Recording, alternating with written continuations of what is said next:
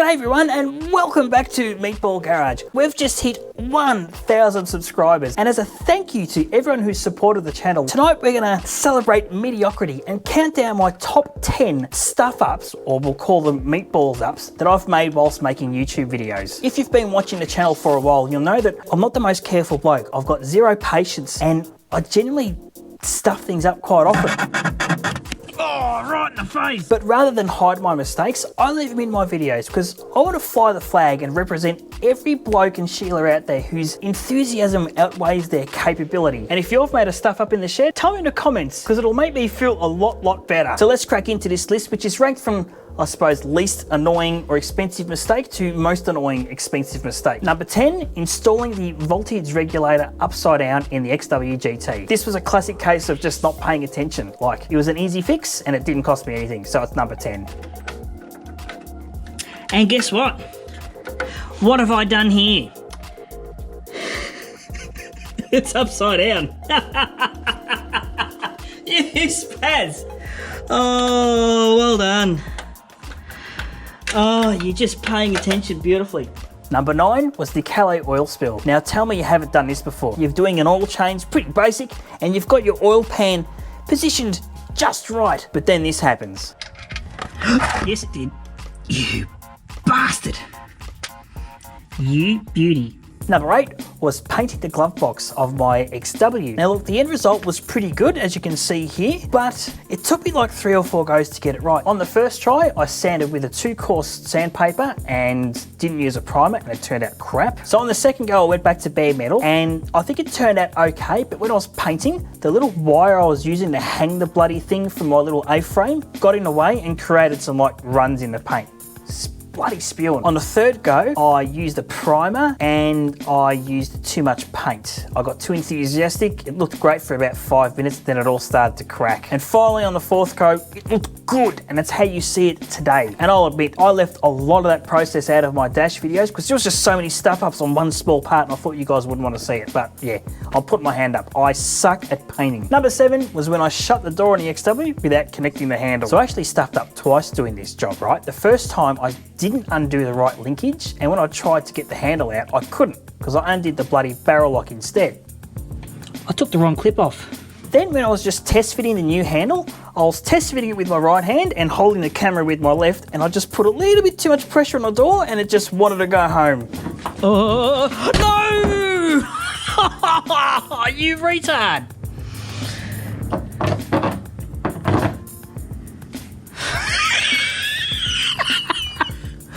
For fuck's sake. And I didn't yank the handle away because I didn't want to risk scratching the door. Very lucky that I had the passenger side unlocked so I could crawl in and undo it from within the door. Number 6 was fuel sender fuel leaks. In standard Falcon fashion, the float in my fuel sender failed when it filled up with the very product that it was supposed to be measuring. It's full of fuel, mate. Fairdinkum. Oh, there you go. The float's failed. And with the help of my mate Knackers, we replaced the sender, and whilst we were at it, we upgraded the fuel line to a nice fresh 1/2-inch job to future-proof this thing for any horsepower upgrades. Now, this being my first rodeo doing this, I created not one,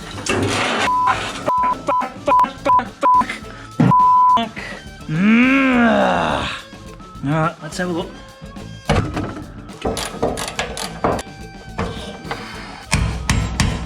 but 2 small environmental hazards when I tried to refill the tank. Oh, bullshit!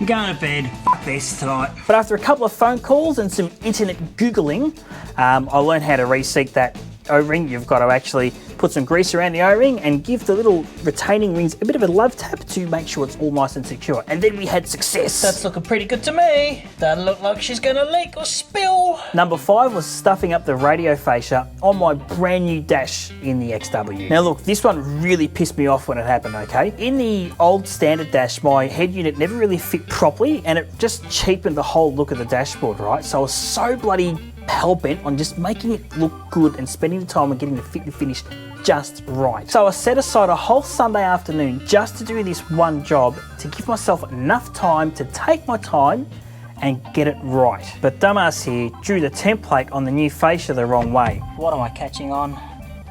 This isn't going as well as I thought it would. What is stopping you from going into my vehicle? Oh, come on. All right, let me explain to you what I've done. I've done this the wrong way around. It should be the other way. I've cut the template out the wrong way. That's what I've done. So this bit should be wider there and that bit should be narrow there. So I've fucked it. I've absolutely fucked it. I've wasted all day with this thing. And I've absolutely fucked it.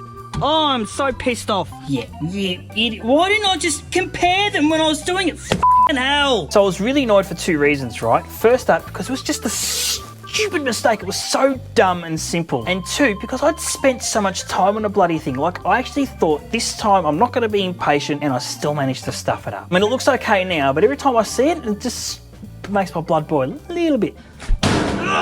At number 4, wrecking my nice shiny new Carvi fittings. So when I was doing a tune-up on the Clevo, I bought this super nice and shiny double pumper fuel line from VPW because I'd kind of stuffed up the old one. So everything was nice and tight when I put it back on the car, but the fuel just kept pissing out.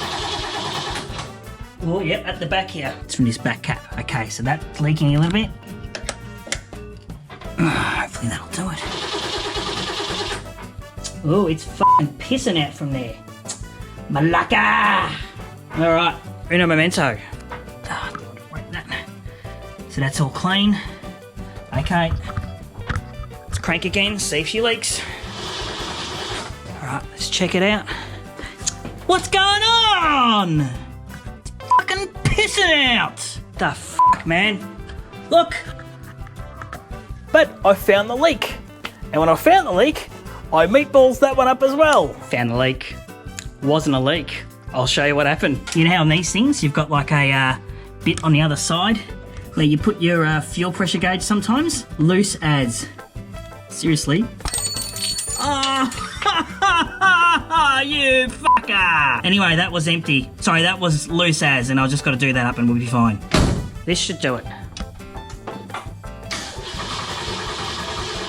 Still a little bit of leak. And it is coming from that fucking thing here.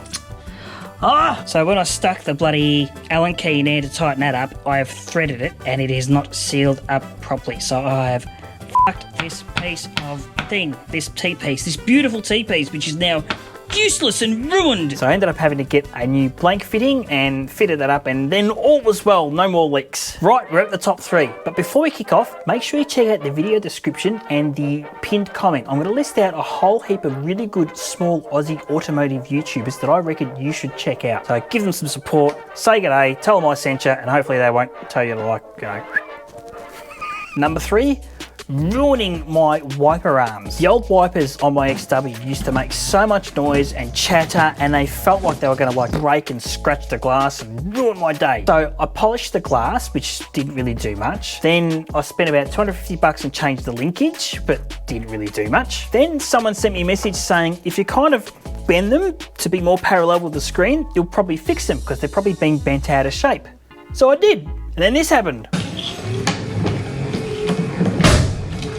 Now, what that's done has well and truly fucked it. So naturally, I had to buy new wipers, which leads me to number 2, scratching my scuttle panel. So I splashed out and bought brand new GT style wipers for this thing. Now I had my existing wipers on and off this car, I don't know, dozens of times. So I was pretty confident with how to do the job, but I didn't bank on how much more tighter these new wipers were compared to the old fogged out ones. And I did this.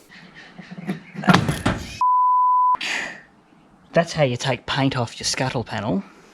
That scratch is still there, and it's going to be there for a long, long time. At least you can't see my incompetence. And finally, my number 1 meatballs up I've caught on camera is stuffing up my Calais water pump. So this started as a pretty standard coolant flush, right? Now I've done a stack of them on the XW, so I thought, yeah, it should be pretty basic to do on the L98 of the Commodore. So the job was going pretty good. After I'd finished flushing the system, I refilled the radiator with fresh coolant, started the car to start the bleeding process. But I noticed a couple of things. The engine temp was pretty bloody warm, and the water pump produced this glorious squeal for the whole neighbourhood to hear. There it is, there it is. That's our noise.